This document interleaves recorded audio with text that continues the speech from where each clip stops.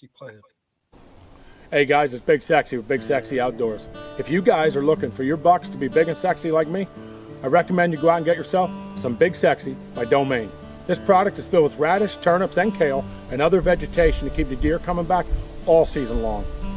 Go out to your local Tractor Supply and purchase some today. Big Sexy by Domain.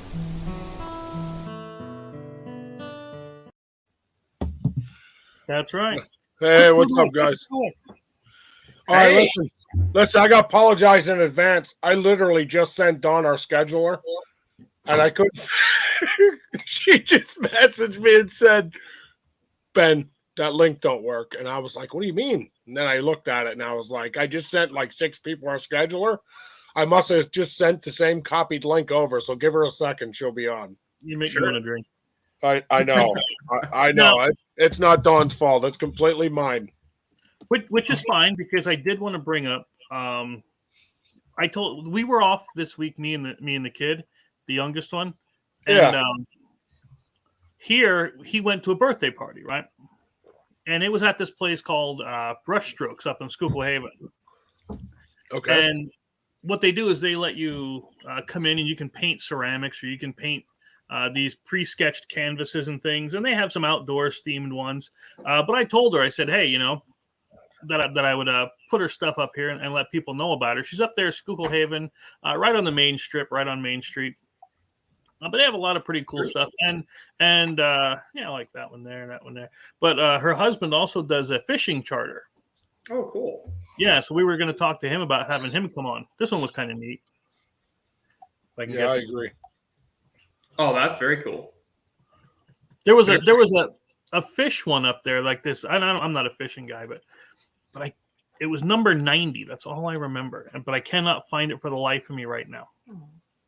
But that was the one I really liked. But this one here is pretty cool too. But again, you get the canvas. It has the sketch on it, and you paint it in. So whatever colors you want. Oh, that's awesome. Yeah. And they have ceramics, and they have all kinds of stuff. So they have this thing here called the splatter room, right? Where they take the kids in, and it's like a giant tent, okay? And they have easels in there with the canvases on, and the kids just go like splattering neon paint all over the place. I'll bet they love that. Oh yeah, he got a kick out of it. Yeah. So, but yeah, I just want to let you know it's up here. It's they're good people so far, And like I said, yeah, here it is. Here's that splatter. That is cool. Yeah. What did you end up doing? Me, I was just sitting there chilling. Because it was for a little girl's birthday party, and they have wood crafts too that you can. Oh, sweet! Yeah, a lot of stuff, and I was she was going to let me bring stuff here to show off, like hold and everything, but I forgot to bring it with. I forgot to grab it from her. That was my fault. And a lot of people like these old truck signs these days, and they have a lot of them. Yeah, they kind of come back into popularity.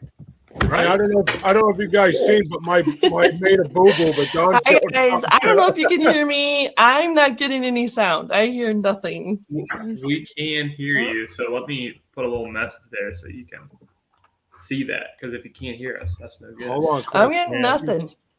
Nothing. I'm just gonna do sign language.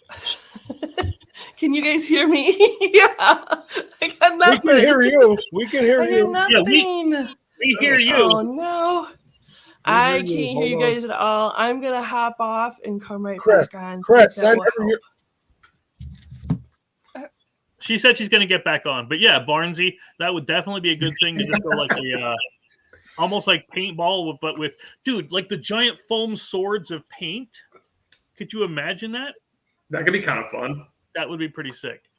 Yeah, or like chalk dust or whatever. Like you run around hit each other with those. Mm-hmm. I could see that. I think that'd be a good time. I'm surprised you didn't flex your creative muscles. I'm a little disappointed in you, Chris. I was, I've seen some of the little caricatures you painted up, and I kind of figured you'd be over there whipping up some pretty cool stuff. I thought about it because they have a really, really nice a bass one that's sitting there, and I wanted to get the airbrush out but do it right. You know what I mean? Sure. They had a lot of really cool ones. I don't know why she was having an issue with sound. Chris, check your phone one time before that happened, and you walked somebody through it. Yeah. Okay. So one time before, remember that you had them hit something and they popped right up. Yeah. Well, in the meantime, while Chris is figuring that out, Ben, why don't you tell us about your week? Tell you what, I always have a good, exciting week. Chris and I ordered 2 banners in, so you're going to now see the Big Sexy Outdoors banner that is going to be Cool. that is going to be 6 foot by almost 4 foot. Nice. Did you tell him the even cooler? It was meant to be part of the story. Yeah. Okay. You don't So remember? with 40% off. Yeah. So Chris and I decided we're designing banners and we're going back and forth. I'm at work. He's sending me stuff. I'm like, I don't know. What do you think? I don't know. So I'm like, ooh, I really like that one, Chris. So he sent me the Gone Hunting banner. So we also ordered a Gone Hunting banner. Yeah. That's a stand-up retractable banner, 8 foot tall, 3 feet wide. Super excited about it, right? Yeah. No sooner did I say, I really like that, Chris. And he texts, I have a 40% off coupon. You can get the one banner for free. Dude, I was like, boop. Yeah, as soon as we approved it, it came in my email like it was meant to be. And then when we put it in there, the coupon was just enough that we got the full banner for free. Oh, dude, that's awesome. I'm looking All forward right. to seeing those. How can you can hear us, Dawn? I can hear finally. Sorry about that, guys. Nice. Thanks I'm for in a joining us. different part of my office. I'm actually in my living room or family room, so I was trying to show some of the animals on the wall behind me. The wall behind me is most everything I have killed, so I thought that'd be kind of cool to have a backdrop. Wow. Yeah, out of my element, so a little bit of problems. Technical issues. Plus, we're in the middle of an ice storm here, so if it starts going wonky on me, guys, I am sorry. It's the internet going out. Just let you know. We have the same here. That's no problem. Yeah, we're going through the same thing. Yeah. Wow, So you've got some pretty cool things up on the wall there. I'm excited to hear the story on that black bear. Yeah, there we go. Is it wrong that I was into the garland? That is so. And so that arch is a St. Patrick's Day arch. So if we had Valentine's Day arch, it's a Christmas arch that we didn't want to take down. So we just keep taking old ornaments off and put new ornaments back on there. Right now it's green. You can't see it, but it's green. There's a lot of shamrocks on it. Love it. Don, I apologize for my mess up. Guys, Sorry. I got to give you guys a warning. I am not professional. So it might look like it sometimes online, but I am not. Oh, I hope The storm must be cutting her out. Yeah. Yeah, it happens. It really does. I mean, Give her a second. Maybe she'll come back. Worst comes to worst, we always bring her back on. I wanted to ask her before anything happened. I wanted to ask her what her favorite place is to camp. So don't let me forget that, because I like. I'm a big camping guy, so I want to know what her favorite kind of place is to camp at. Well, why Dawn's going through her pause moment. I don't know if you guys know this, but while we have people on and live, Dawn is all over Facebook, Instagram, sites. When you say women in the outdoors, Dawn runs so many sites to keep that alive. So she has Women Hunt 2, Women Fish 2, Women Camp 2. She has a VIP site. She has all different where she'll sell her product, like auctions online. I actually sit and watch some of them. Some of them are pretty cool. And it's really neat. I was super excited to have her. I'm hoping she gets her service. You know what happened? She probably moved it out of the other room. Now she lost service. Could be. And this is all my fault because I sent her the wrong link 15 minutes before the show. It's all right. We'll still show her stuff. I like this recipes one. I know that Women Fish 2 is women_fish_2 TOO on Instagram. So if anybody's looking for that, and I'll look up the Hunt 2. I imagine it's similar. Yeah, it is. She runs some awesome stuff, man. I'm really hoping she gets her phone fixed. I'm really looking forward to having her. And if not, if the weather's so bad, there's nothing we can do. I never heard of this before. Then we just have her on another day, and we'll finish the episode another day. Yeah, we'll just ask all Barnsy's questions today. Just focus all our energy on that. Stony Fork Campground. Yes, I actually had a camper in Stony Fork Campground for a bunch of years.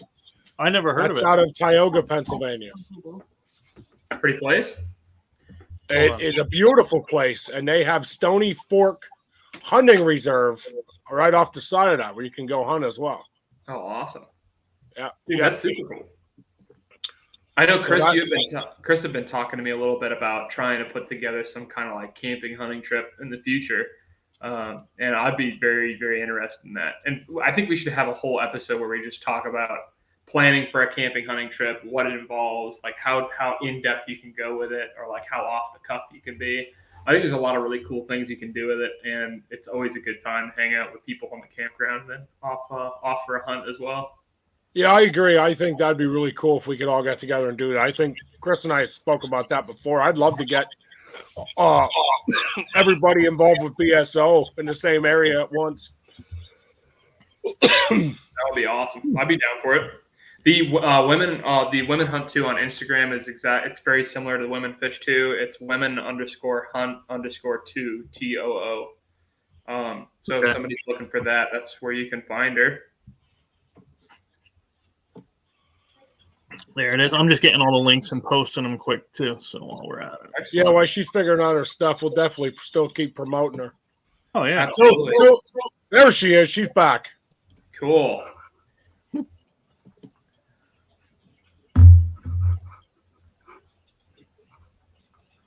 Mother Nature. It's Mother Nature. I blame Mother Nature. No big deal. Can you hear us okay? I can barely hear you guys. I got everything up. It is probably just the weather. I'm on my cell phone now. That tends to be a little bit better. I'm sorry about that, you guys. It's really, really janky here. I'm sorry about that. No biggie. We're just excited. Trying my best.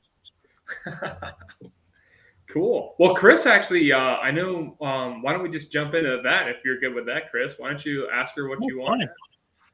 Oh, I don't know if you heard back then, but I just want to know, what's your favorite place if you had to go camping? Your favorite camping? spot? Yeah. Any. I don't care.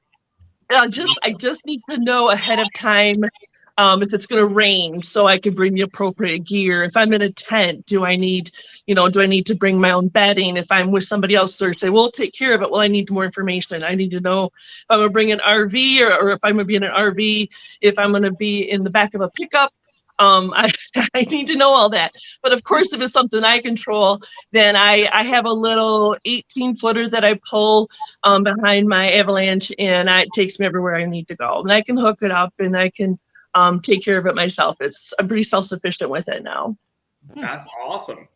Yeah. So Don, I hate jumping right in, but being that I kind of messed you up and the weather's been messing us up, let's jump right in.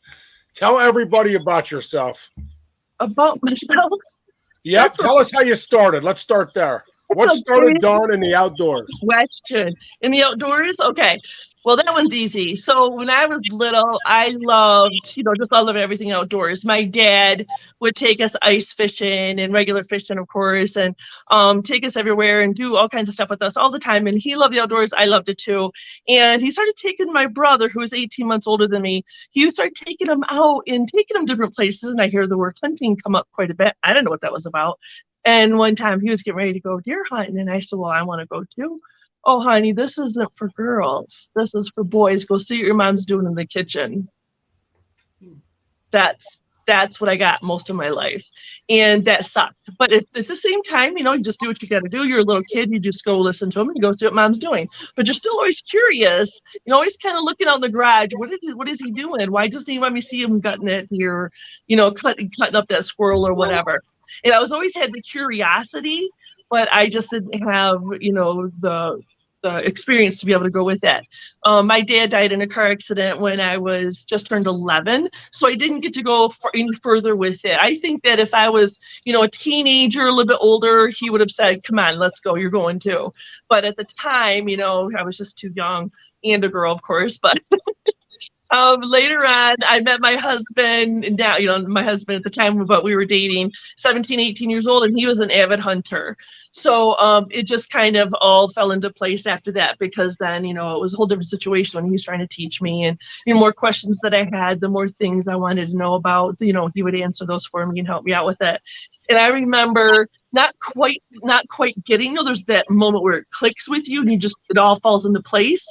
I was with him, we were hunting, and he said, bring a book, it's gonna be cold, you're gonna be bored, just bring a book to read or whatever. And at the time I was in school, so of course I brought my textbook, and I had my head down for a while, not looking up, and he said, look up. And he said, there's a deer and a doe and a fawn. And I looked up, and I didn't know it had started snowing. So I'm looking up in these pine trees, and all the snow's coming down, and here's a doe and a fawn meandering through the woods with the snow all around them. I just went, at that moment, like a postcard, or a calendar that you see. And at that moment is when I felt like, okay, I get it now. I get this. It was just the last piece of the puzzle. And after that, I've just been taken off with it. It was a little bit harder with the gun situation, because I was taught never to touch guns. Guns are bad. Don't touch them. Dad's the only one that can have them. That kind of stuff. So I was always apprehensive about that. But I was, picked up that bow, and I loved target shooting. I loved all of that. Just loved it. And we got broke into here in our home a couple of times. And I remember we weren't home at the time, but I remember thinking, if we were home at the time, if I was home with the kids, or if I was around, and somebody got broke into, would I be able to, protect ourselves? Would I be able to, ward off the enemy? And you can't do that with a bow too well. But so I decided at that moment, that's it. I'm going to learn how to shoot. I'm going to get a concealed weapon permit. I'm going to get over this fear, that was instilled in me all my whole life. And I'm going to do this because I need to protect my kids and my home. And then that was it immediately after that. And I thought, well, if I can shoot a pistol, I'm out here archery hunting all the time. Well, how hard is it to shoot a rifle? I think I'll start doing rifle hunting. And then it went through the seasons. I asked my husband, well, what's after rifle? He goes, well, muzzle loader. Oh, I guess I'll shoot muzzle loader now. It's just kind of a progression. And then after that, deer season was over with. January 1st, I'm like, okay, what's the next season? And he says, well, turkey in the spring, but I don't turkey hunt, and I don't know anybody that does. I'm like, okay, I'll figure it out. And after that, I was self-taught, and I just took off with it and ran with it. Oh, I love That's that. amazing. That's awesome. Where was this happening? Where did you grow up, I guess? And where did you get Michigan. started? Yeah, so I grew up on the east side of the state of Michigan. I moved over on the west side of the state, Lower Peninsula, when I met my husband. He is a farmer, so we moved over here. I live in a farm. We own the farm here now, in the west side of Michigan. We cash crop mostly, a few beef, once in a while we'll get some pigs or such, but we sold the dairy cows in 2010, so it's an operating farm. We just don't have a lot of the animals like we used to. Oh, that's very cool, though. That's and I have a lot of property to go hunt on. So yeah, no, that's the nice part, isn't it? Yeah. So I have to ask this because I watch you have so many different resources out there. My daughter and I, we together this month we spent a lot of time researching who comes on. Now she won't talk a lot, but we did a lot of researching who comes on it. And when we researched you, we found women hunt too, women camp too, women fish too. We found your VIP. There's a VIP one. And we were like, man, and then we started looking at your followers and we were like, my God, what you're doing is working. It's working. You're so what made you go into that level? So how Women Hunt 2 started was in 2010. I was asked, at the time on Facebook, like your likes or your interests and things like that, pages that you liked and stuff wasn't hidden. You didn't get that option. So it was open to the public. And I had a gentleman, which is a lot of women get, these messages from guys, that creepy guys, what they're after. But I had a guy say, well, I'm doing a radio show and I really want you on my radio show. And I'm like, okay, yeah, all right, buddy, whatever, kind of blew him off. And then it was about a week later, he says, okay, so are you serious? I said, well, sure, send me the website. And there was a website. And then I'm like, okay, well, let me hear an old podcast, or let me hear, listen to this show. And then he sent me a bunch of them. I'm like, oh crap, this is real. I ended up being on Saturdays, being the only woman, the only hunter on the show, on a radio show on Saturdays for 5 or 6 months. And then they went belly up. But they changed their format too much, too fast, too soon, to something completely different than what got them big and strong. I don't understand that, but whatever. So they couldn't pay me, but they would link back to anything that I had a website or a Facebook page. They said, we can link it all back, put it on our website, and we can do our own commercials basically on the radio. So I'm like, oh crap, what do I say? I'm not selling nothing. I don't have nothing for sale. I don't even have a Facebook page. And I started like, okay, I got to come up with a name. I got to start coming up with some stuff. And I started a page, and it grew really, really fast to like 20,000 practically overnight. And people started asking me about, hey, where's your t-shirts? Was Women Hunt 2 t-shirts? And I'm like, t-shirts? I don't have any t-shirts. And I guess I'm going to start selling t-shirts. And then they started asking for hats and decals. And I have just done whatever anybody wanted. I just did it. I just did whatever they suggested, did whatever they wanted. And I just listened to my, the fans, the followers, and what they wanted. And that's how it all expanded, and it's just blown up. When I first started on that radio show, I didn't really know what they expected, because one was an NRA instructor, one was an NRA lawyer. And I thought, oh, crap, I got to know so much about pistols and guns and rules and regulations, and I need to know all this stuff. So I started freaking out, trying to do research and stuff.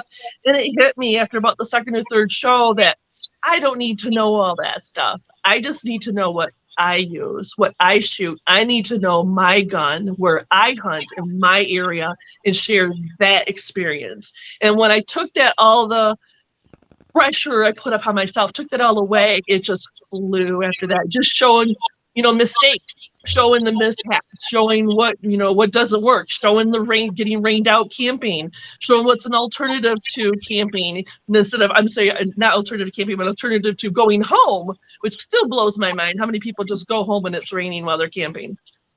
I don't get that one. But anyway, don't get that one. But I mean, there's so many different things to show. There's so many different things to incorporate into this outdoor world, that I'm trying to spread the message to women that we belong more places besides work, home, or the mall.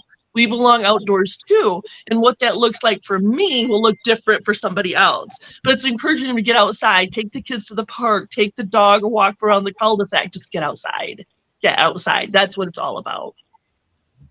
That is awesome. And I love that you're talking about each person's their own. Just because, you even had somebody last week, a trapper girl, who just really did an awesome job of talking to us about. Yeah, she's cool. Some things are just different for her, how she does it. So her husband's trying to explain things to her, like how to do something. He came at it like this one-sided approach. And even that's got me even thinking this last week, like, hey, like everybody's got their own way of doing things, whether it's hunting, fishing, camping, or just even, like you said, just going for a walk in the evening. Some people want to go 5 miles, some people want to go 500 feet. And as long as they're going out and doing it and enjoying it. So I think that's really cool that you're promoting that. Thank you. Yeah, it's all about what are your abilities too. So like you said, some people don't have the ability to do that, but at least they're getting out there. Sit outside on your porch, listen to the birds, take a deep breath, whatever that looks like. And that's what's important, I believe. We all need to get outside, get that sunshine, get a little bit of wind. Well, maybe not this time of year too much in Michigan. My daughter just said, man, I love that shirt. I don't know if you guys heard her real loud. She's like, man, I love that shirt. That is that's my number one shirt. Yes, I do hunt like a girl. Why'd you need some help? Because sometimes guys need a little help, and it's our job to do that for them and help them out. I know a lot of guys that could use some help, so myself included.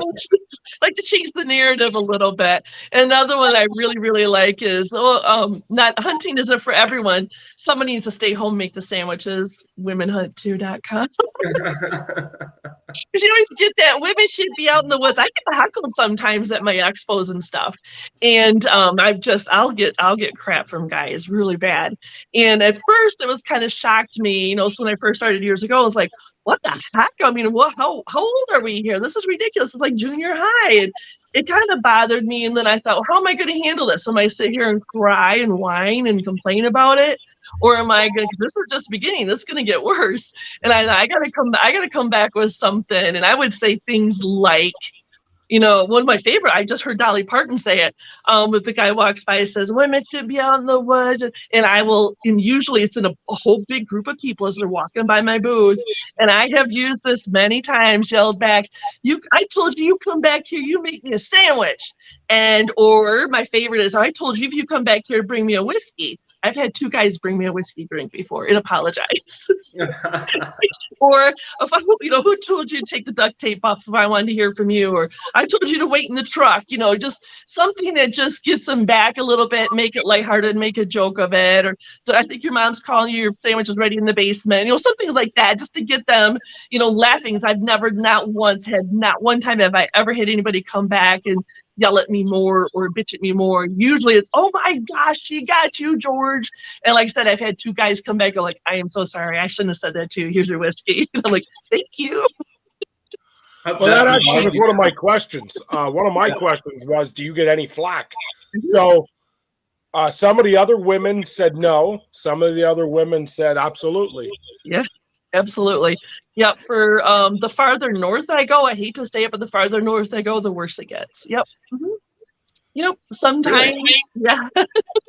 Sometimes local people, some people that know me sometimes. I mean, it was hard. It was hard first starting out. The first few years were the worst. Now I think people just put up with me and she's not going anywhere. I think we just got to deal with her. She's not leaving, kind of a thing. And they're starting to accept me a little bit better, but I'm not going anywhere. I'm not leaving there. It's for them to get over. But I appreciate you showing all that stuff on my website. Thank you. Well, I told you we'd help promote the tar out of it. We love what you do. We have kids, and like I said, this is my daughter Haley. My other daughter couldn't stand to hunt. And that's okay. I don't force her into it. This one loves to hunt, and Good. We had a conversation one day, and she said that why does it seem like I'm the only girl that hunts? And Chris and I, of course, there was a bell that went off that said we need a month-long show showing her there's a lot more women out there to do this than you think. Yes, they are. We just we don't always have the platform, or we're not always recognized, or how would I say respected isn't the word, but it's getting close to that word.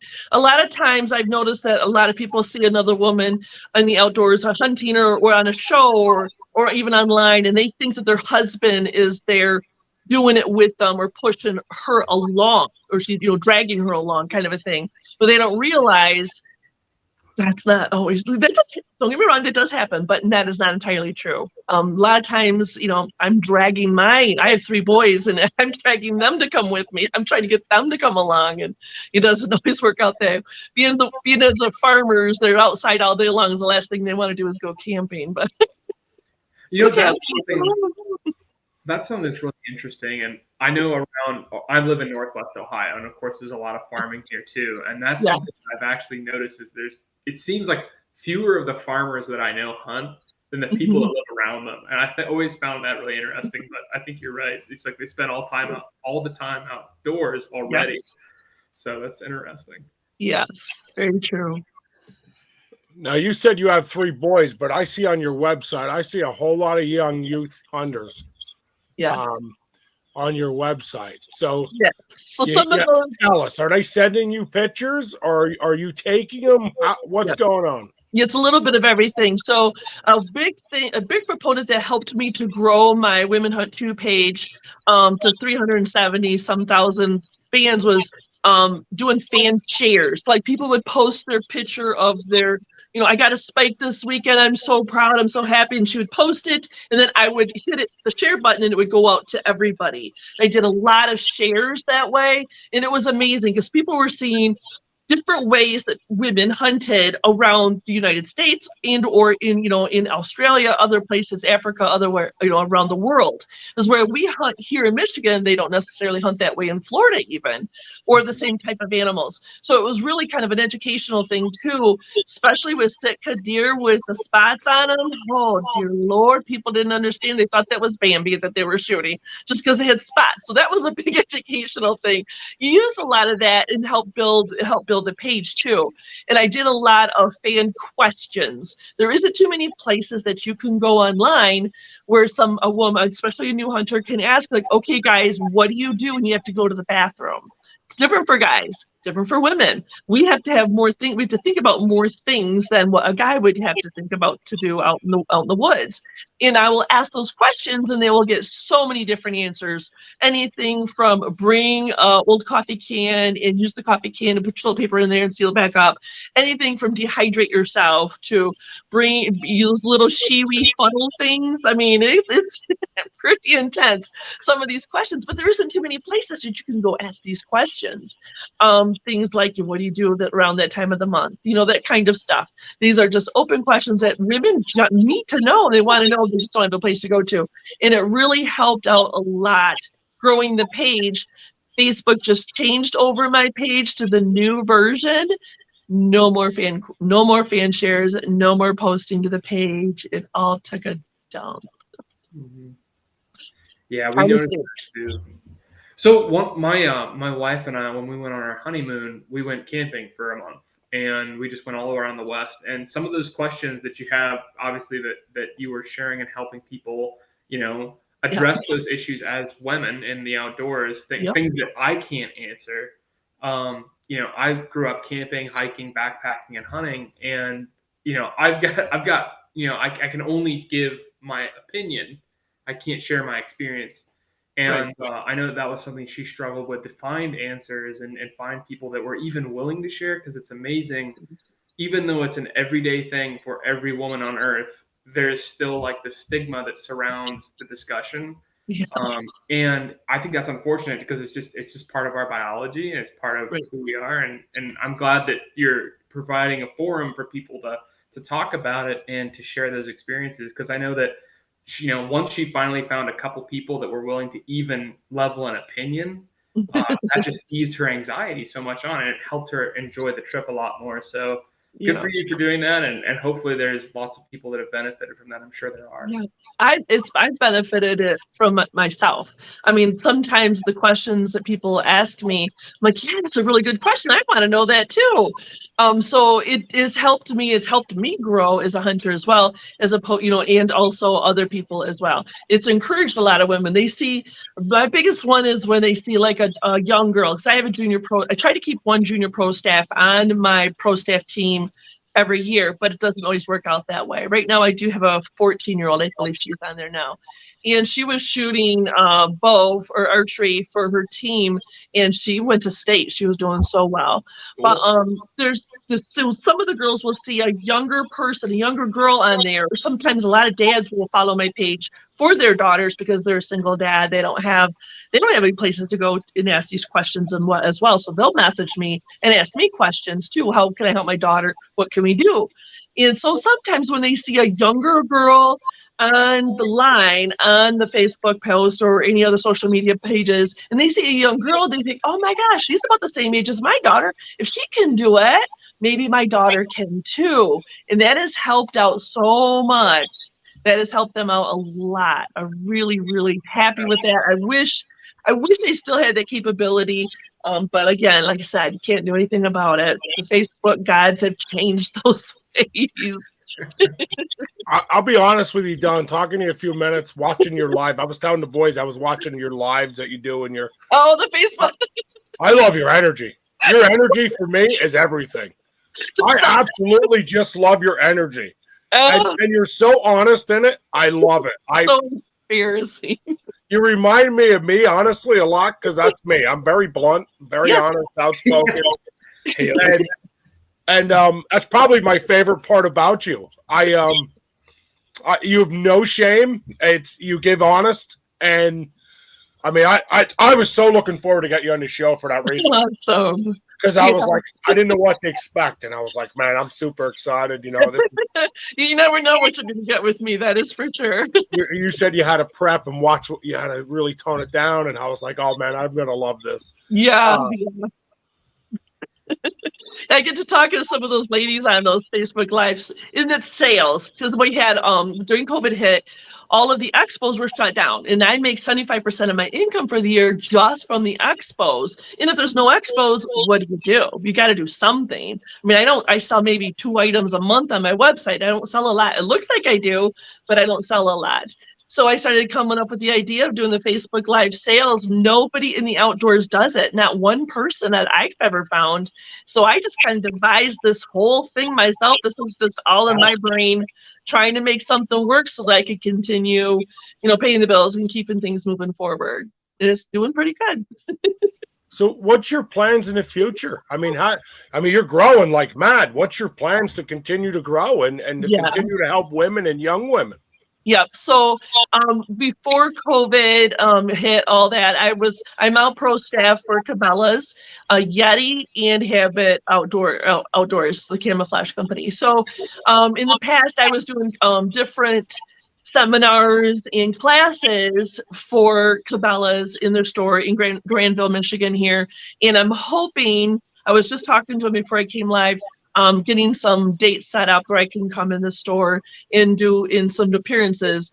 But I really want to get back to doing some of those classes or those seminars. I like to gear them towards women and children. Of course, it's welcome for anybody, but I really, really like that the most. That's what I really want to do.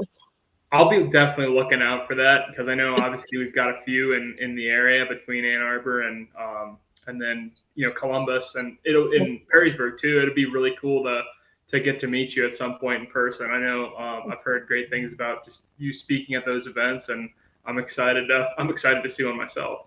The problem is I'm not professional, so I tend to ramble and make fun of myself, and that is not what people want to hear sometimes. They want to hear somebody very articulate and professional sounding and very astute, and that is not me. I like that about you, though, and I like that you said earlier that even when you started sharing videos, pictures, live sessions, etc., like you were just yourself, you showed the mistakes. And I know that, like, from my own perspective, I'm trying to start a business and I'm growing my own business and I'm trying to be authentic. And I don't want people to think that I'm this like really, really super capable person or a completely incompetent person. I want them to know, like, hey, I'm a real, genuine person that makes mistakes, that's learning just like you are. Yeah, and that's like a constant struggle for me as a creator and a business owner, because I don't want to misrepresent myself. So I think it's really cool and encouraging that you're doing that. And I also think it's really encouraging that you shared just how you're troubleshooting your growth and how are you getting, continuing to grow when, sales on the website don't look good and things like that, because that's where we're at. We're at that stage in our business where we're growing and we have no idea how the next month is going to go. Exactly. We've got products, we've got great ideas, we've got great people. But showing that to everybody doesn't always make sense. So it's a huge encouragement to me, and hopefully I'm sure to other people watching that, stay the course, believe in God, work hard, and things will pay out. Amen. Lots of prayers. Yes, yes, yes. When I first started, I wanted to, like I said, approach this business as a regular, everyday Joe person. I've had a few TV shows get a hold of me and want to do some. I've been naked and afraid and emailed me twice.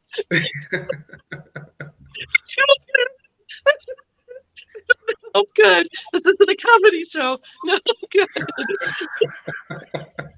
No, but I do get producers sometimes. And the last one I had met 2 guys come up from Detroit, and I met them in Grand Rapids, and we had a big old meeting, and they wanted me to show different aspects of hunting, fishing, camping, redneck, country, farm life. And I said, I would do all of that, but you're going to show the real portion of it, or I'm not going to do it. It needs to be realness. You need to see where I sit in that, go out in that blind every day for 2 weeks straight and don't even see a deer sometimes. So you change blinds, you change setups, you change different things, and you need to show that. If you're only going to show the perfect kills, the perfect shots, the perfect hunt, I don't want to be part of that. They're a dime a dozen out there. Everybody's doing that. I want to see the real stuff. The first time I took a picture, first time I shot my crossbow, I hit a pine tree and took a chunk off the bark off of it. Took a picture of it, was going to post it on Facebook, and my husband was like, "You can't do that. That doesn't look very good. That looks like you're not professional." And I said, "I'm not professional. I'm going to show people it's okay. You make mistakes, but you still get out there and try better and do a better job the next time." And my end up being the post was picture of the pine tree, and I'm complaining to the pine tree, if you do that again and jump in front of my bolt again, I'm going to make you into a pine-scented tree air freshener for my car. Kind of a joke out of it, but at the same time, showing people the realness of behind it. I mean, you have to show the misses too. You have to show that sometimes you don't always recover that deer. No matter what you do, no matter how hard you work, sometimes it's just not possible. And we need to know that too. We need to talk about that too, so that everybody can understand. If we only show the perfect, the first few times people go out hunting, they're going to think that that's what the deer, they're going to get one every time. They're going to think those deer are just, big monsters every time. They need to see the spice. They need to see the forks. They need to see that. My whole motto is, as long as the meat isn't wasted and you took an ethical shot and you have a legal tag, I don't care. I don't care how big it is. I don't care how little it is. I don't care. Nobody else should care either. And I think what you're keying in on is something it's like, it's not just like a good mentality to be in. Like, it's important for the future of the sport, because like if every schmo walking down the street really believes that it's like, yeah, it's just Elmer Fudd walking into the woods and he just sticks his gun down a rabbit hole and he gets something every time, then yeah, it's amazing. I mean, even people, again, live in Northwest Ohio, people who are around hunters on a daily basis, and they have that perception that it's just so easy. And I think it's like, we as people are so afraid of failure that we want to shout our successes from the rooftop. And it creates this false perception of success. And reality is, for every success you have, you're going to have 10 or 15 failures. And they're not even failures. They're just life. It's just part of life. Yeah. So I think that, like, for the future just of our industry and our sport and our passion, like, we have to show people that we're not always successful, because that's what makes it what it is. And if it was just like shooting fish in a barrel, it wouldn't be fun. So, well, it'd be a little bit fun. It would be, yeah, exactly, yeah. Be a different kind. It would be fun, let's face facts, especially with an M80. I'm just saying, it would be fun. But people do that over there around you? I mean, no, we would never. But listen, as a dad of a daughter that hunts, who started in the beginning where quitting was her only option, because we spent weeks. I can't see anything. I remember spending 2 years saying, "Dad, I don't know why I can't shoot anything." We'd have deer walk up to us feet. I'm telling you, feet away. I had one where a deer looked in the blind and his nose almost touched her. She was 7 years old. It was a 4-pointer. The nose almost touched her in the face, and she went, wow. "Ah!" And there goes the deer out across the field. And so I think your stories are very inspiring for the youth. And I honestly, Dawn, from what I've seen and I'm seeing so far, is I think your reality, your truth, is what gets you your views. It's not, you're not a robot. When you say professional, I refer back to robot, because when you're professional, you're trying to feed somebody a line of crap to make them believe what you're doing. And that's really what it is. I do that too, though. I also throw them in there too. Well, I mean, we have to do a little bit of that, I guess. Everybody does in their life. But because, you don't want to fail every time. But the reality of it is, what you're doing, I think your views come from you being real. And I appreciate you being real. I really do. Like I said, I was super excited to have you on. Thank you. Your growth, your talk about growth, I think, is huge. I'd love to hear more while we're on here about what your plans are with the youth. How you really reach out to these young girls. So as a dad, what's your goal to keep them young girls intrigued and keep them young girls going on your page? Yeah, so like I said, since I'm no longer able to do that like I've done in the past, so I am just out and started getting into some expos, some shows, and anytime we have young girls come up to my booth, anytime, I'm always taking pictures with them, talking to them about their stories, and I want to hear it from them, not their parents. I want to hear the story from their mouth and try to focus in on them, because the parents are so proud and they want to share it, and I understand that, but I really want to hear from her perspective, and I want to see her pictures on her phone and try to, just encourage that. Whether, and then sometimes you like to give them a little gift, a little decal, or some little inspirational thing, some little thing for them, and they really enjoy that too. And and like if I see you, when I see you next year, I want to see how your season went, and I want to see how many deer you got this year, or if you're going on a bear hunt. And I'm one girl here in Michigan, about 10 years ago, she young teenage girl, young, and she got an elk tag for Michigan. They only gave out 260 elk tags this year, and you have to be from Michigan to even get one. And there's a 20 to 30 year waiting list, and she got one in like her 4th year or something putting in, and it was such a huge thing for her. And I wanted to hear her story, but Dad was just right there, and I'm like, how do you peel Dad away to get to the daughter? And I want to hear from her. You have to do it in such a finesse without upsetting him, but I really want to hear from them, encouraging that. When I do the appearances like at Cabela's and things like that, I really focus in on the kids, whether it's the boys or the girls, and the moms. The studies show that if a mom is a hunter, the chances of the kids being a hunter will grow up exponentially. The chances are just off the charts. If Dad was just a hunter and not Mom, then the chances are much lower. It's really encouraging to see that. That lets us know that moms are bringing the kids with them too, because as you know, hunting is really starting to die out, really starting to be a dying breed. And I'm just trying to encourage all of them to get out, even just to get outside, to start the process of getting comfortable and being outside. Wow. I think another thing with your page I've seen is a younger child doesn't have to hunt. That's the glory of your page. You have camp to, you have fish to. So one thing I see is if you got that young kid who just, I can't do it. I can't kill it. Right. There's so many opportunities that I see in your page. Yeah. And I hope viewers are listening to this, because there's so many opportunities out there that I feel just watching your stuff opens up so many young. Wow. And so many women out there. And I'm excited. I mean, I'm excited for you, Doug. You're making me blush. You guys have been making me blush. Man, I'm going to start crying. Thank you. I really appreciate it. It's very sweet of you to say. Yeah, I do, like I said, I have written a few articles, a few like take a kid fishing, take a kid hunting, take a kid camping, part 1, part 2, what do you do when it rains and you got the kids, and it's, what do you do?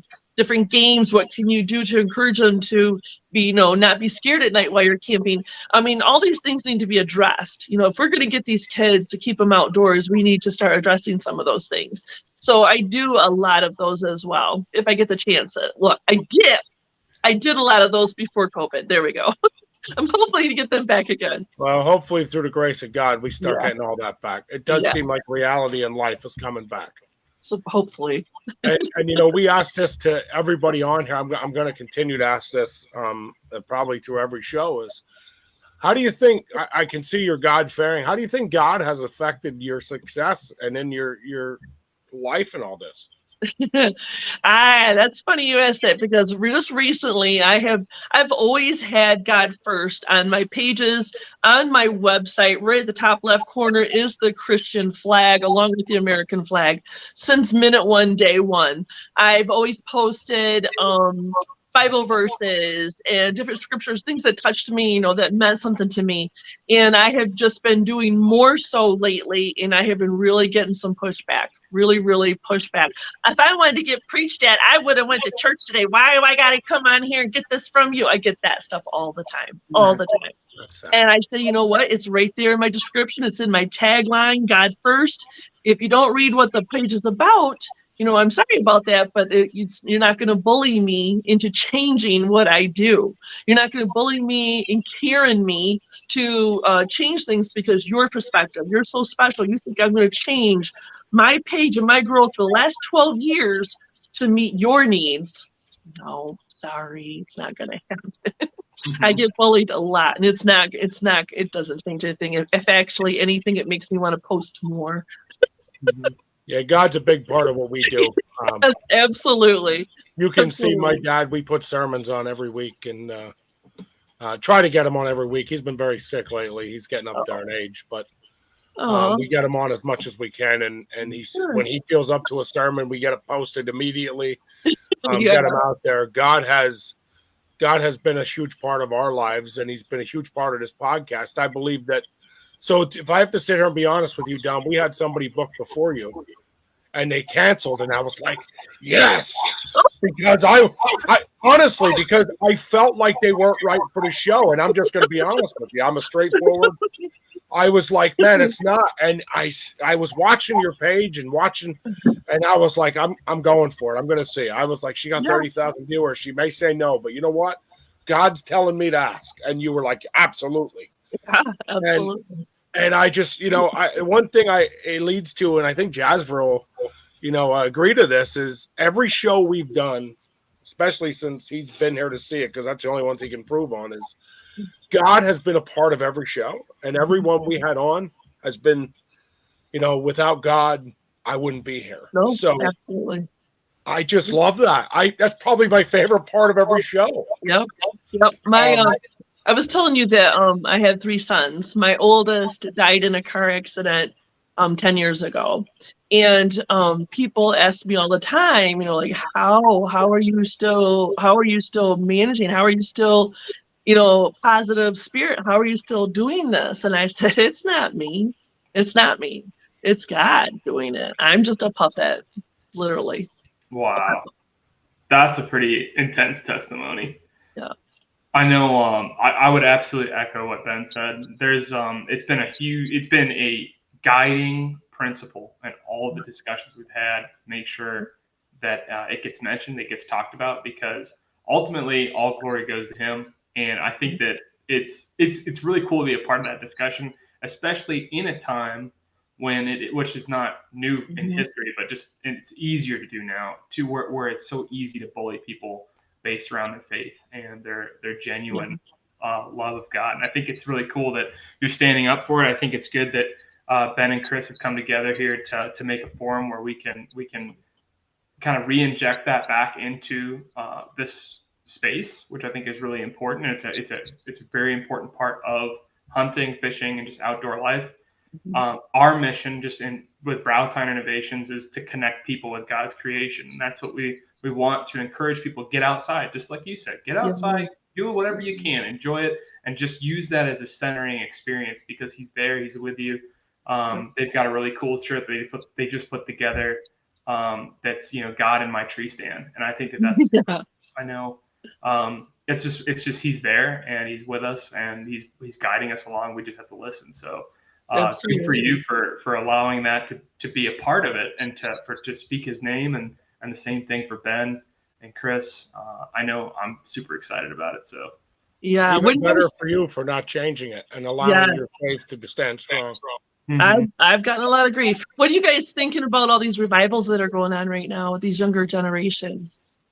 Yeah, I think I'd actually seen, it might have been you that posted something about that recently. Yep. And it is really exciting. And I think it does have a lot to do with the authenticity that we talked about earlier. Because I think that, like, looking back at recent history, like, people are searching for something concrete and something truthful. And when you get into the gospel, like, there's so much concrete truth in that. And people will try to pick it apart. But history just shows again and again and again that you can try, but you're not going to be successful in debunking the gospel. And I think that people are looking for that authenticity and that truth. And I think it's amazing that we have that opportunity as a faith and as people to speak life back into others through encouraging them to take part in that revival, and also by doing what you're doing and what others are doing, standing our ground and sharing it. And not being convinced that it's too far gone, because there's a lot of that kind of talk out there. Just as much as there is revival, there's a lot of people taking a step back and saying it's out of my hands, and it's like, well, it's only out of your hands if you want it to be. So I think Absolutely. I think you're absolutely right. We're at that point in history.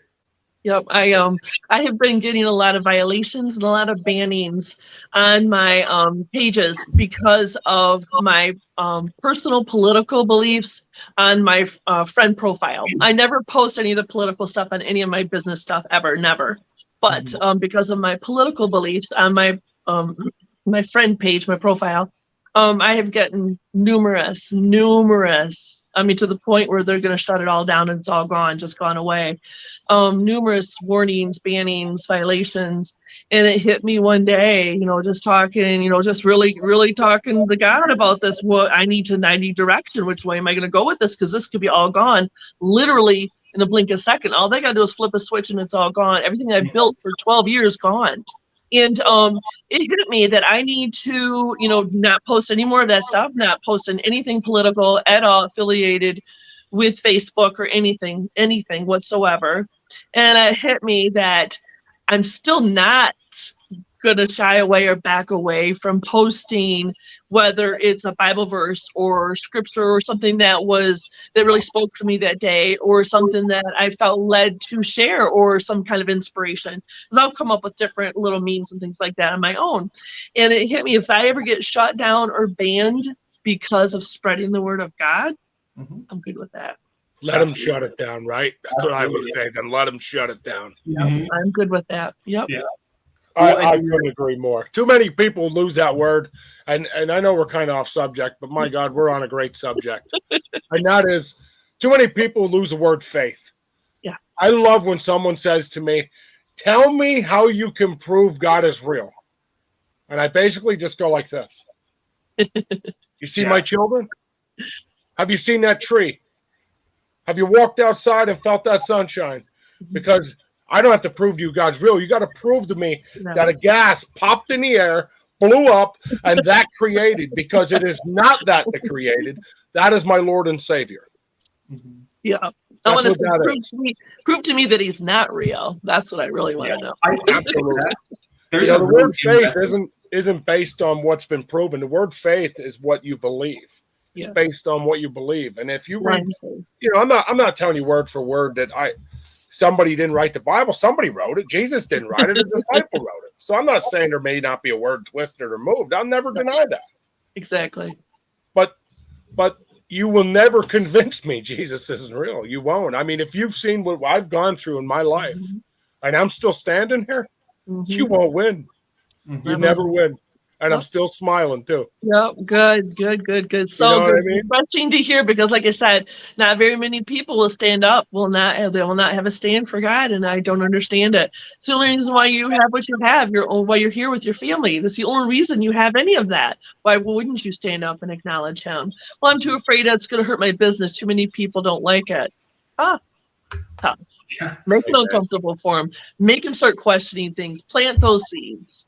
Amen. I'll tell you, amen. I love it. I will add one other thing to that. Well, so I'm an engineer, but that's my background, from an education perspective. And of course, that whole environment is just, saturated with science. It is a science, the STEM profession. And so people tend to be very logical, cold, calculating, like, it's either a yes or no answer. There's black and white, and the reality of it is that, like, it takes a lot more. And the reason I say this is because people will say, "Oh, but science proves otherwise." And, I'm a scientist. I'm an engineer. I believe strongly in mathematics and physics, and I've seen the reality of those things picked out. But what you learn when you study it is that all of that is an approximation. It's that equation that describes that phenomenon is not 100% correct. It's just as close as it needs to be for it to be practically accurate, for you to predict appropriately what is real. And so, like, it actually takes a lot more faith to be a scientist and believe that everything that you read in this book, which is created through these studies and these empirical studies, like, it takes a lot more faith to believe in that than it does to believe in exactly what you guys are talking about, which is what's around you every day that you can look, that's real, it's palpable. And I think see it that way, though. It's true, but it's an amazing thing to be able to hold a leaf in your hand and go, like, this was created. Like there's no equation that can describe this. It's real. So I think that's cool that you guys are sharing that as well. Amen. Yes. All right, Don, I gotta ask. Give me your favorite place to hunt. Give me your favorite weapon. Oh boy, whatever the calendar tells me. People ask me that all the time. If the calendar says it's archery season, that's my favorite weapon. If it tells me it's rifle and muzzleloader, that's my favorite weapon. I love it. I absolutely love it. It's the truth. It's the truth. Whatever the calendar tells me, that's it. You have a favorite animal? Is there an animal you would rather hunt more than others? I know some say bear, some say deer. Is there? No, I deer, bear, turkey. I really particularly like turkey because I am self-taught in that. A little bit of bear, but I've had a little bit of guidance with that. But and a pig too. I really want to do some more wild pig. I really want to get into that. So hopefully we'll see. Now, do you hog hunt at night or do you hog hunt during the day? We don't do any. The only thing I do here in Michigan is there is a game ranch. I'm gonna explain this to you in a second. It's a game ranch, 200-acre ranch. And I have gone there a few times and picked out a pig that I liked, spent some time, hunting it down and getting in the right position and killing it. And people have given me a hard time all the time on Facebook for killing a meat pig. And I don't say anything else. I don't say it's a wild pig. I'm in the South and I slit its throat. No, I tell you exactly what it is. I went to a game ranch and I shot a meat pig. And people give me a hard time about that. And I say, well, explain this to me then. I could either, like we have in the past, go to our local livestock auction on Monday nights, pick out a pig that goes across the stage, buy it, put it in the back of the truck, take it to the butcher, put it in their gates. In the morning, they come in and they shoot it in the head and then they process it. I just cut out the middleman. I just went and picked one out and shot it in the head myself. Tell me she don't sound like your dad. Tell me she don't sound like your dad. We go on that same hunt. March 19th, we're going on this hunt just like it. Oh, yeah. And that's why I always say they judge these hunts, but they don't realize the camaraderie, the fun. Like, we'd usually take kids. We usually take a bunch of kids out. And like, it's their first hunt, their first kill. There's so much more that goes with this than just, not only that, I'm going to pay $250, shoot it in the head and drag it in my, in my garage anyway. I went, so I'm just cutting out going to the auction and doing it that way, they're in them shooting in the head. And I don't ever try to hide the truth. So many people have got a problem with game ranches or high fence hunting, and I'm not against it. I'm against not telling people that that's where you're going and that's where you got that animal from. I'm against people, coming out saying, oh, look at my 12 point I got. You got that from a game ranch, but they won't tell you that. Or these shows that you see on TV so many times, you wait to the very last part of the credit as it's flying by and it'll say, thanks to so-and-so game ranch for the awesome hunt. Mm-hmm. They don't tell you that though. They don't tell you. You think the whole time they're in the wild and they're not. And that's the only time I really have a problem with it is when they lie by omission. Mm-hmm. Yeah. I think you're absolutely right. And again, authenticity. It's just be real, be honest. You're going to be in a much better place if you do those things. Yeah. I have hog hunted in Mississippi before, wild hogs at night with the red or the green lights, and that was crazy. That was nuts. I want to do it again. I want to do it again. I would be really interested in hearing about your journey on, like, your self-guided journey of turkey hunting, because that's like widely regarded as a very difficult thing to do, is just get into turkey hunting on your own. And I'm trying to do that right now. So, I mean, I would love to hear a little bit about that if you're willing to share. Oh, very cool. Yeah. You got how much time you got? How long does the show go to? Well, I'll tell you what. We normally quit about an hour, but every woman we've had on has gone to about an hour 30. So you're still good. No, self-taught in turkey hunting because, like I said, I just loved the hunting and being outdoors and really having the respect of the gun and really enjoying that and knowing that it's the self-confidence of being able to provide for my family. And it's quality, healthy meat. Nobody putting preservatives in. It is, it's just so healthy for you, and there's no hormones in it, there's no chemicals, that stuff. And with the turkey, I have tried so many different things, so many different ways. Again, I get harassed a lot of times, but the best possible. The place that I take the most turkeys is we live on a 48 acre chunk here. We have other properties, but here behind the house, way out in the back at the edge of the woods, I have a raised blind. And it's a blind, and people give me crap all the time saying that's not turkey hunting. I said, well, it sure is. As I'm eating my turkey legs, sure was turkey hunting. If I shot a turkey out of it, every year I'm able to get one. I shouldn't say that because this year I'm going to get busted because I said that. Most every year I'll take a turkey out of it. I have with the pop-up blinds. I'm taking to different places and different fields as well. But I just really enjoy that blind down below because right at the edge of the woods, there is a huge drop that goes to a creek and then it kind of folds out into the woods.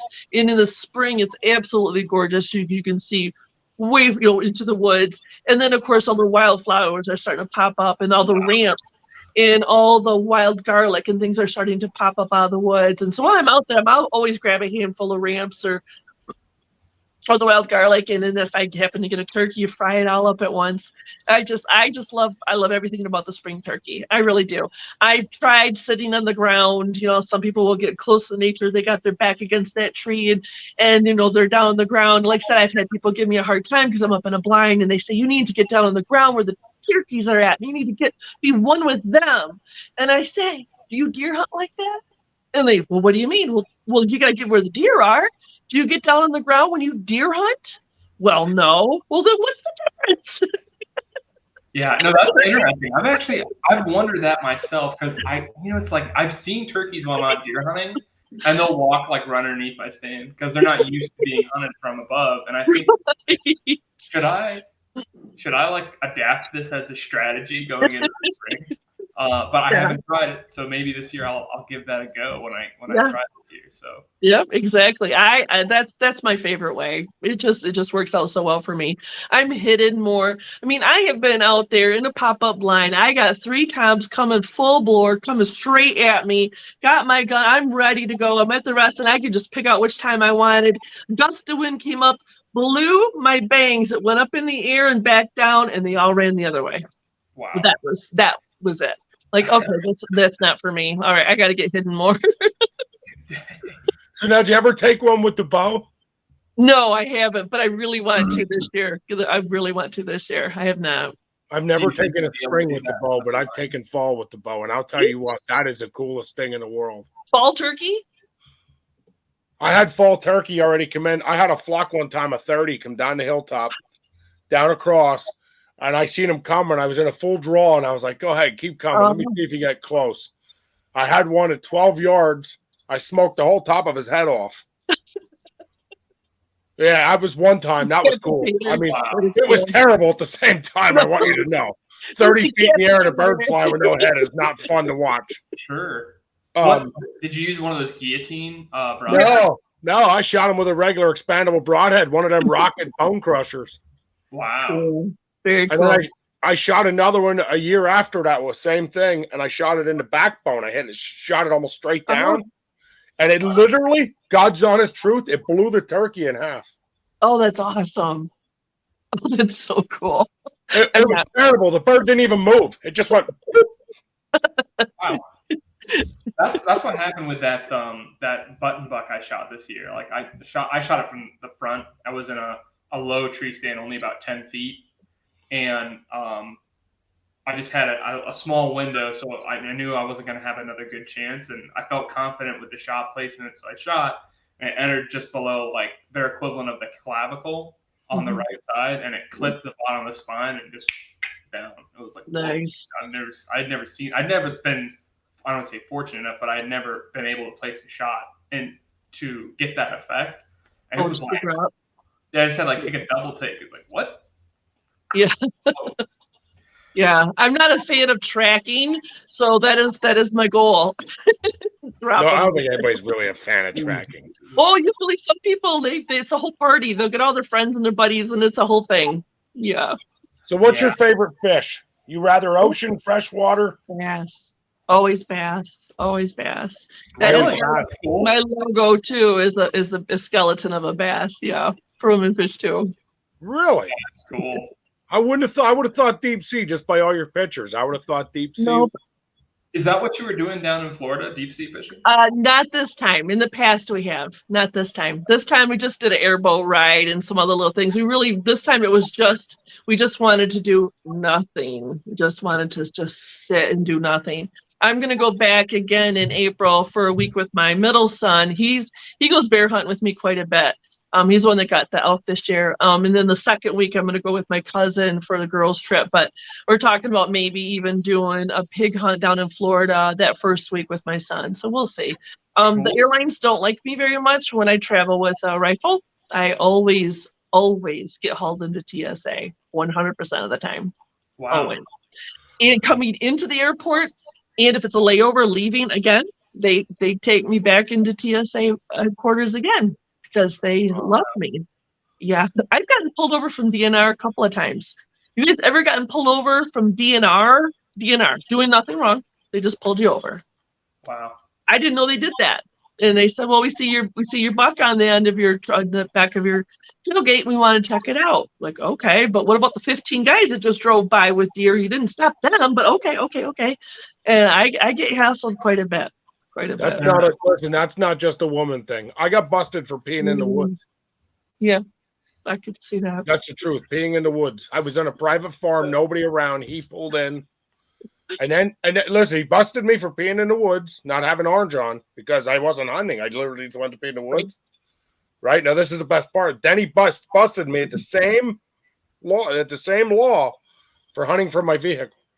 Oh, with no gun.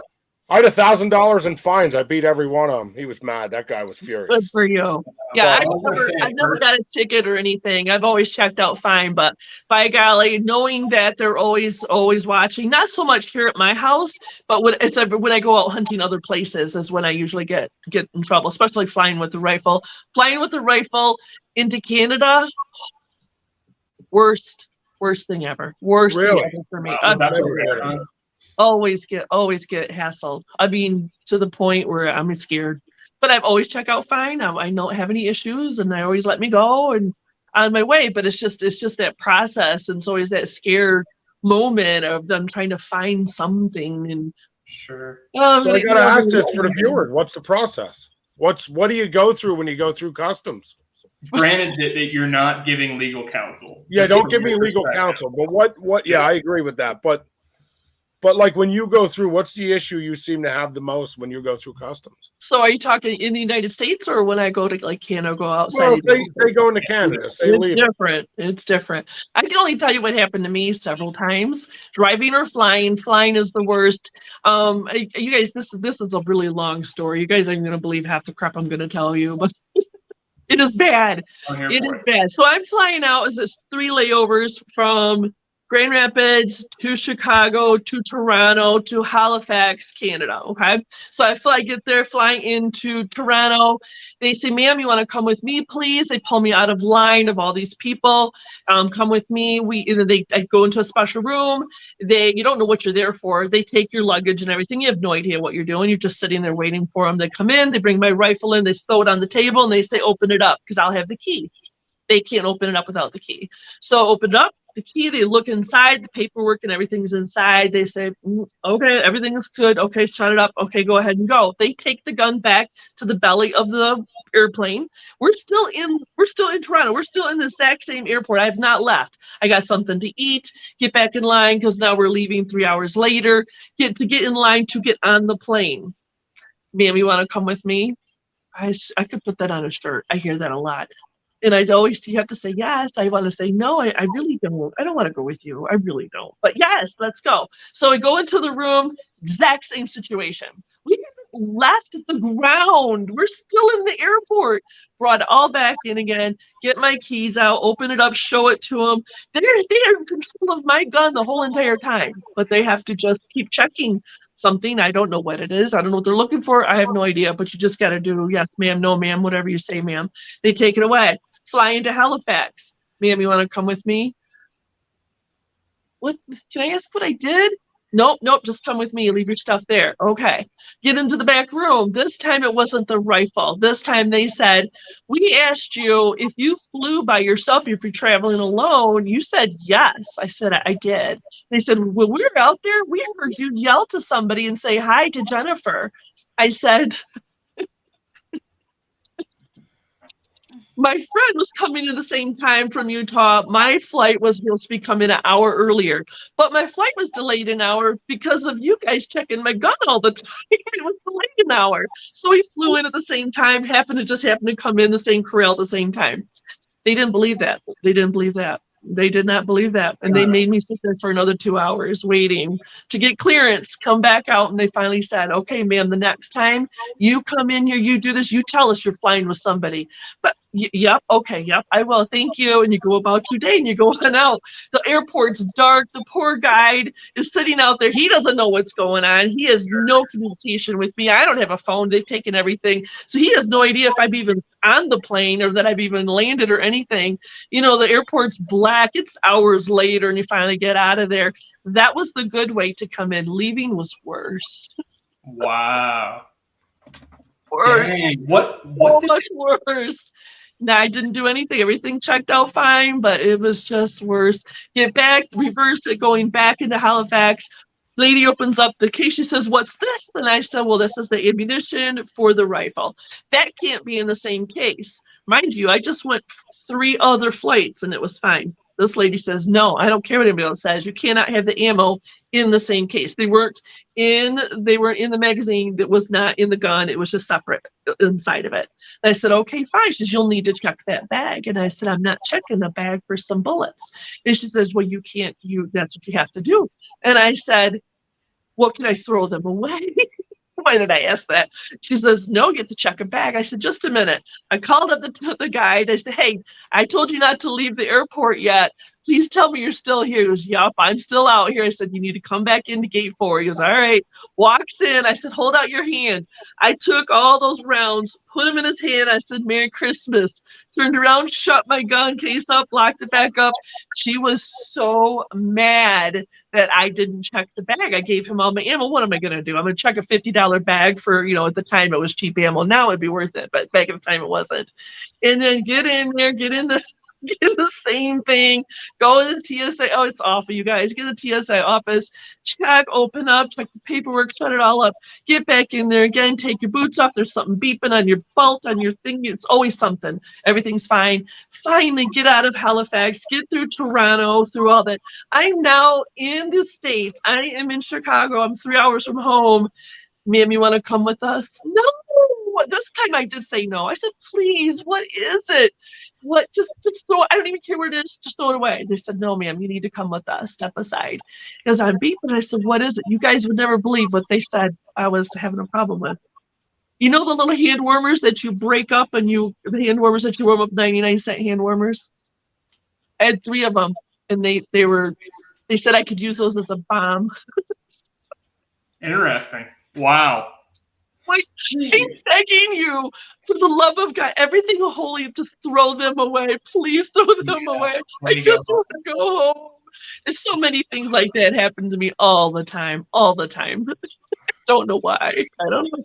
What did the guide say? Like, oh yeah, this happens all the time? Or was he like, no, this never happens? What the heck is going on? Yeah, I have no idea. Dude, that sucks. Yeah, do you think any of that was based on you were a woman? 100%. I finally started asking some DNR officers at some of the expos. You're there 12-hour days, and some of these guys, the DNR and stuff like that, they'll be having their own booth. So I'll go ask them questions and pick their brain a little bit. I'm like, what is it? There was one time where I'm in Southern Illinois, and it was a celebrity hunt, and my husband was there to take a video, and I was crossbow hunting, and we didn't get anything that night. You're supposed to have a special parking pass on your windshield, and I got that offline. We got it all set. We are legal to a T, and we're driving out at night after the hunt, didn't get anything, and the DNR officer's pulling in. My husband's driving, and he says something like, oh, how's it going? Oh, good. You guys are leaving? Yep, we'll be back tomorrow. Oh, good. He says, okay then. And my husband took his foot off the brake. And we started to roll away, and the DNR officer asked one more thing. He said, "Oh, something about him hunting." He goes, "Oh no, I'm not hunting. My wife is hunting." He went just like this. "Ma'am, you want to step out of the vehicle?" Just because he said I was the hunter. I'm not kidding. That happens to me all the time. Had to get out of the vehicle, go to the back, open up the hatch, show them my license, or show them everything. Always check out just fine. But I get hassled like that. I know it's a hassle. It's being hassled, and it's not specific to one person. It happens all over. And I asked, I asked the guys. I said, "What is it?" I gave them some situation sample examples, and he said 100% they don't believe you're the hunter. They think you're buying the license for your husband. They think he's the hunter, really, and you're not the hunter. They'll be like, "Looks like you hunt." And I'm like, "Well, that's kind of stupid. That's the whole point of what I'm doing with my business, breaking the stereotype." Well, I guess that would make sense in the sense of the guys who kill deer and have their wives tag them. Yeah. Which happens a lot, I'm sure, in every state. Yes. I find that with kids. I guarantee you, I'm not giving my license to nobody. I'm with you, but I find that a lot with kids too. I can tell you around here, there's a lot of dads who, their kid's standing there holding the 12-point buck, but their dad shot it at 400 yards running across the field for him. So, and I think personally, that's what sucks the most about what we do. Yeah. Because, your kid's there's your kid taking pictures and this is all cool and dandy. But you ask my daughter, I told her right out, I will never shoot your deer. You either hit it or it runs. That's it. As it should be. Yeah. And I was going to ask you, obviously you've been through these situations enough now that you have some experience with it. So what's your advice to, other women and hunters in general, just in a situation like that where you feel like maybe you're being targeted or maybe it's not necessarily based on your situation, it's sort of stereotyping. What's your advice? Yeah, just what I did. It's yes, ma'am, no, ma'am, anything you want, ma'am. Don't offer too much more information than what they're asking, and just be very courteous and as much patience as possible. Make sure you're 100% legal, straight across the board.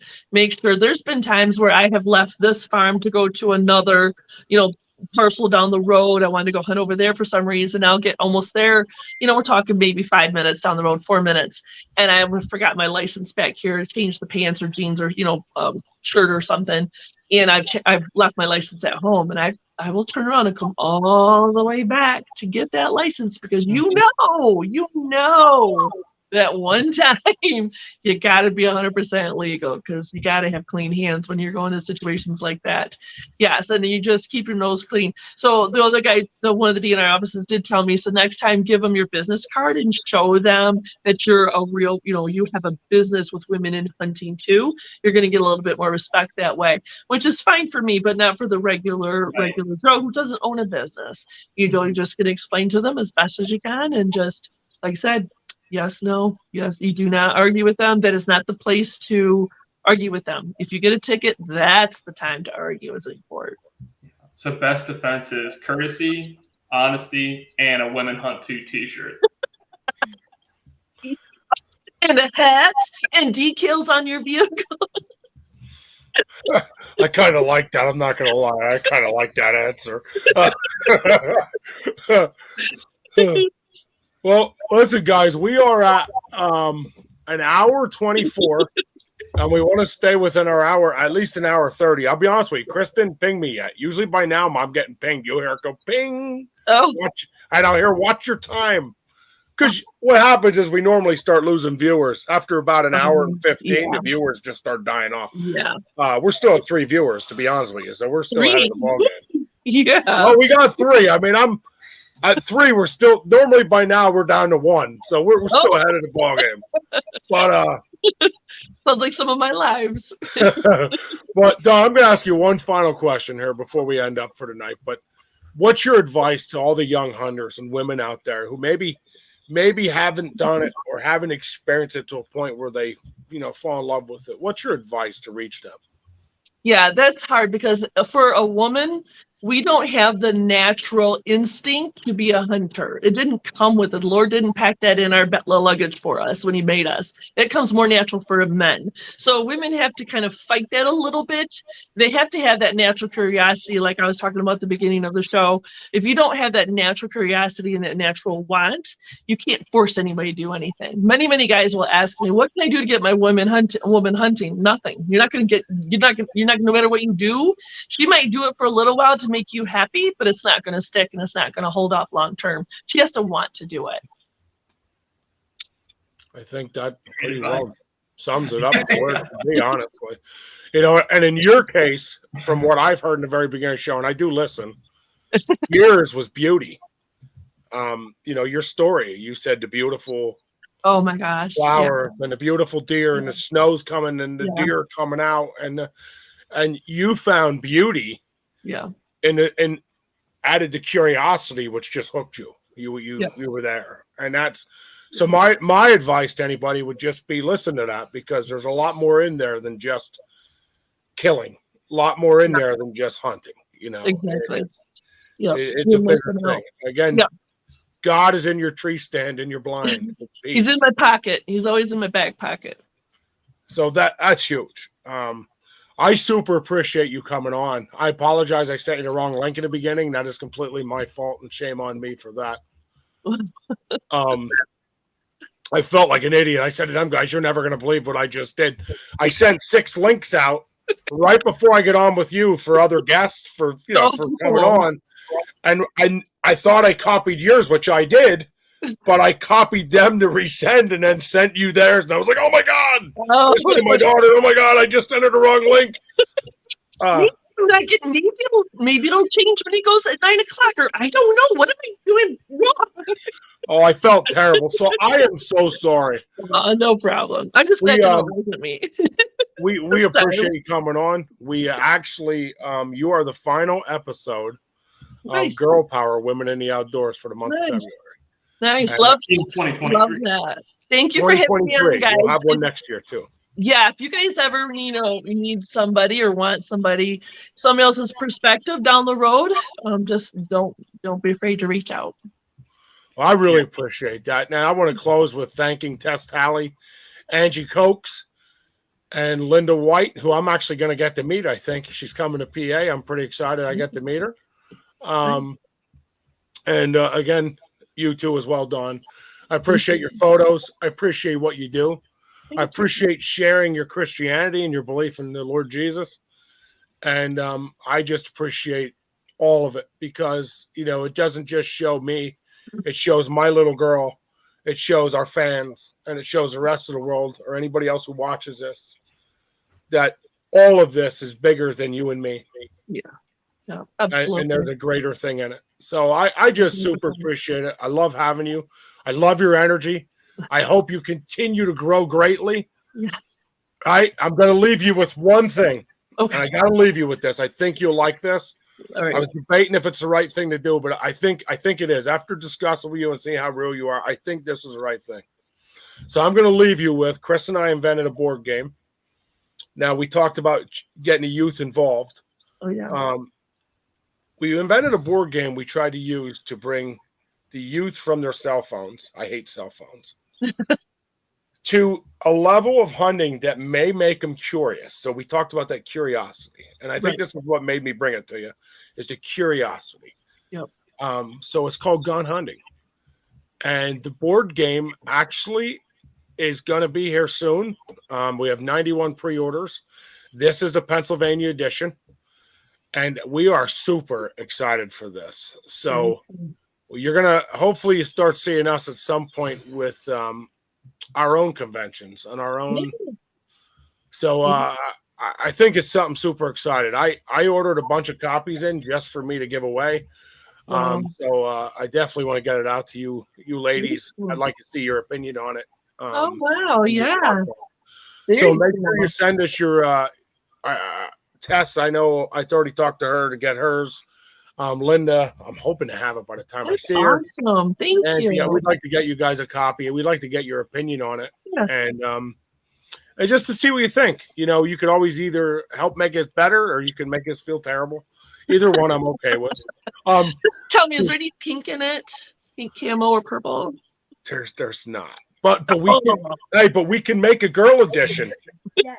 We can make a girl edition. We actually already spoke of that. I want you to know that. We can make a woman edition. So that's the cool part. So the cool part of this game is it's designed that you never stop playing the game. So you can buy expansion packs. Oh, cool. So you can just keep adding to it. You can turn it into Safari Hunt. You can turn it into the African Safari, like Florida Gators. We can. So it's designed to just keep building, and it just continues to grow. Yeah. Very cool. Yes. Yeah, I think it's pretty cool. I think you'll enjoy it. I think something like that would go really well at the expos. I really do. You don't see anything like that. Once in a while, you'll see books, but you don't see gaming and stuff like that. I think that'd be really well. That'd go really well. Well, our fingers are crossed. I'm telling you, it's we have a lot of time and money invested, hoping that something happens from it. I know how much my kids love it, and that's what I'm hoping that. Even my daughter that hates hunting loves it, so I'm hoping that reaches something, you know. Perfect. I just wanted to share that with you. I could have done it off of here, but I thought it was really cool. Thank you. Your curiosity word, I thought was something really cool. We have some good sponsors in it. Browtown Innovation sponsored a card in the game, so I think you'll find there's some really cool things in it. Very cool. Thank you so much. I appreciate your time, guys. Thank you, and God bless everybody. Thank you so much. God bless. Good night, guys.